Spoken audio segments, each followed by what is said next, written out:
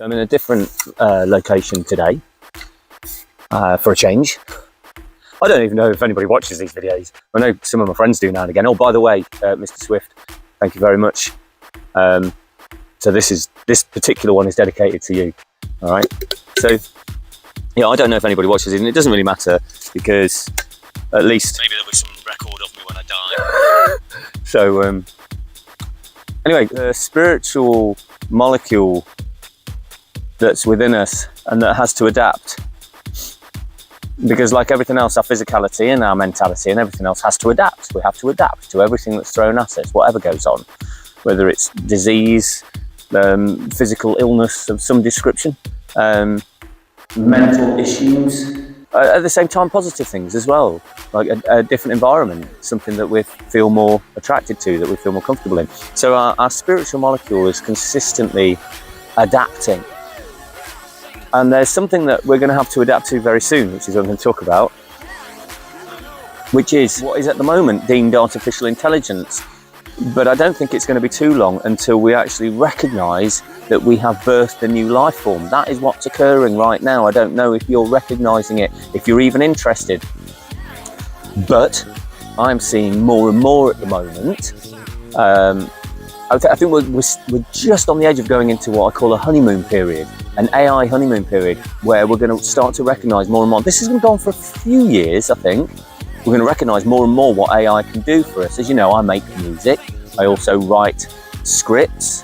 I do all sorts of things, mainly in the entertainment level or some sort of deeper understanding of oneself level. And what I've recognised as I scroll through the internet is that AI is becoming more and more part of life. And we can reject it all we want, but it's here. It's coming in a big way. We are essentially creating a new life form. And it's not just a life form that is like the animals around us, but we're talking about a life form that will be superior to us eventually. That is what's going to happen. And I think what is going to happen in several years, maybe 20, maybe 50, maybe sooner. Everything seems to be happening a lot sooner than what we think. What I believe is going to happen is we're going to be integrated. We're going to be assimilated, just like the Borg in Star Trek. Remember the bald-headed guys that looked a little bit out of Hellraiser, that kind of thing. I think we'll be assimilated. I think we'll become part of it.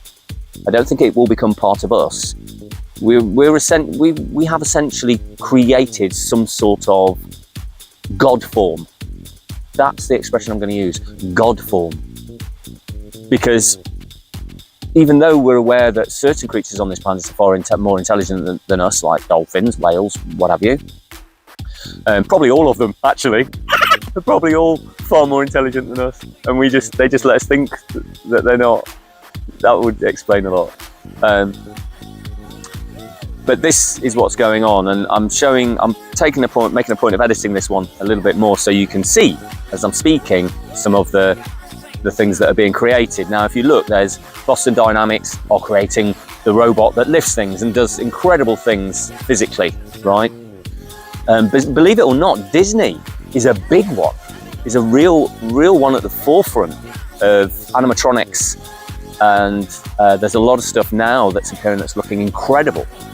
And they're using robots to do things for the films and what have you that they're making. So it's quite interesting exactly what's going on. So we've got Boston Dynamics with the robots, the androids. It's funny how our phones got called androids, isn't it?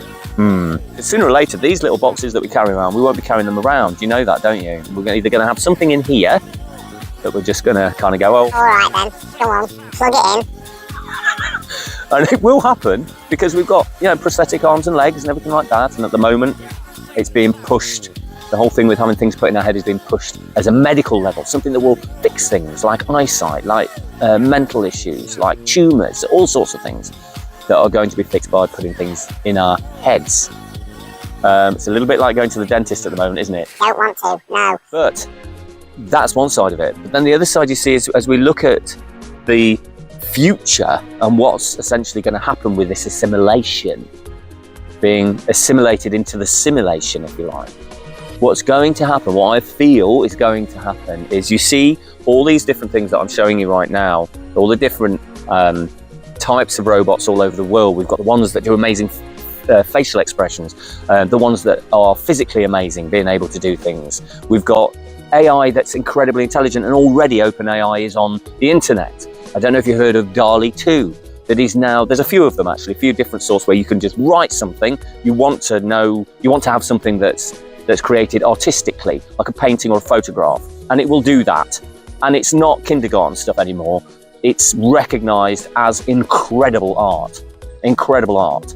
So if they're doing that with art, right? I mean, fair play, you know, AI's like, okay, mathematics and things like that. And now it's just like, okay, we'll just take on art, we'll do art. And it's doing music as well. I've had to play around with it. Yeah, it's music's kind of, I wouldn't say it's in its infancy, adolescence perhaps. I wouldn't even say that, to be honest with you. As you know, I'm into my house music, or I make house music. So I have a little bit of an idea of how to do that. And then I look at AI and how it's creating house music, and that's quite, yeah, it's at its adolescent stage. It's doing something, it's learning. I mean, it's going through different genres of particular types of music, you know, so cyberpunk, for instance, or cyberpunk ambient, dreamwave. I mean, you name it. It's right across the board where music's concerned, right across the board where art's concerned. It's in your workplace, one way or another. It's doing copyright now. Lots of students are using it now to do their essays.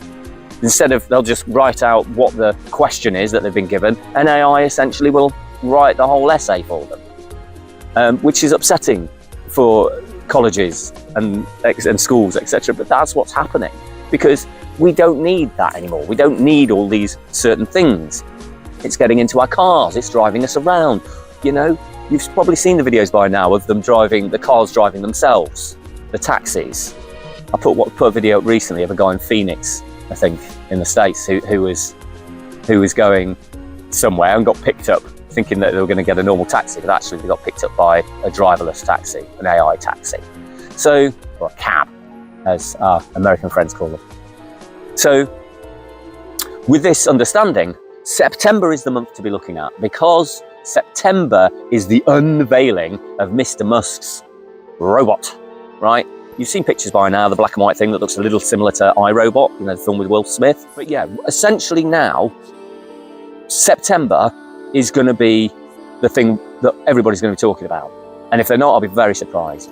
That is what's going to be going on. The unveiling of Optimus, right?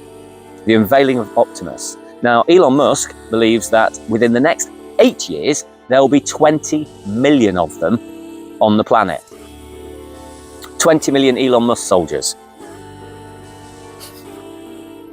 But you know what? I don't believe that's what's going to happen. There's a race about that at the moment. You know, where a race with getting the best AI and robots out there. But I don't believe that the whole Terminator soldier thing is going to be the way. They'll just integrate this. They'll sell us things that we can't resist. You know? Would you like to know Kung Fu like Neo in the Matrix? Bang! There you go, because you've got your little chip, haven't you? Right? I've got no doubt there's going to be a lot of errors and a lot of accidents and a lot of problems. I mean, and this is why I talk about the spiritual molecule, because we'll have to adapt.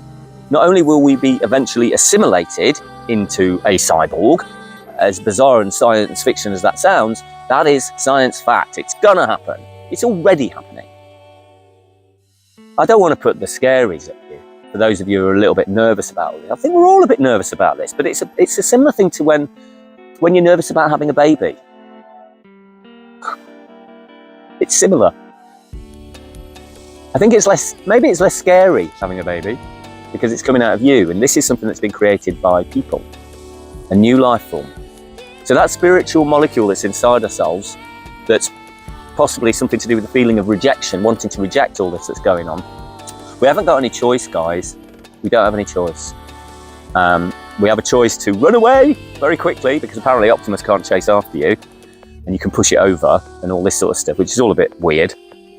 But the spiritual molecule is about to take another step, and it's literally over the next couple of years. Let's face it, you know, all the problems with the cars crashing that were driving themselves and all this sort of stuff, and it was a real problem and everything like that. But Elon Musk himself says It ain't going to be cars that Tesla's going to be doing soon. It's going to be all about the robots. And it all starts in September. The unveiling is in September. That's what everything is going to be talking about. The newspapers, internet, television, you, me, everyone's going to be talking about it.